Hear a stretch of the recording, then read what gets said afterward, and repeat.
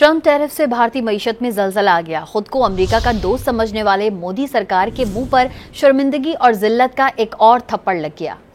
Trump tariff से भारतीय मईशत में जलजला आ गया। खुद को अमेरिका का दोस्त समझने वाले मोदी सरकार के मुंह पर शर्मिंदगी और जिल्लत का एक और थप्पड़ लग गया।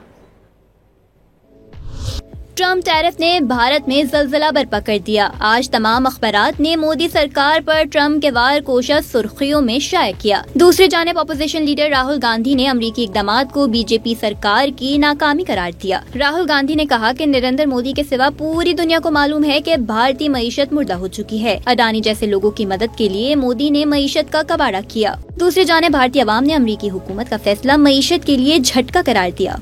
अमेरिका की तरफ से भारत पर टैरिफ के नफाज, भारी जुर्मानों और ईरान के साथ तेल की तिजारत करने वाली भारतीय कंपनियों पर पाबंदी ने भारत के स्टॉक मार्केट्स को भी बिठा दिया। मुल्क की तमाम स्टॉक मार्केट्स में शेयर्स की कीमतें गिर गईं, जिससे सरमायाकारों के अरबों रुपए डूब गए।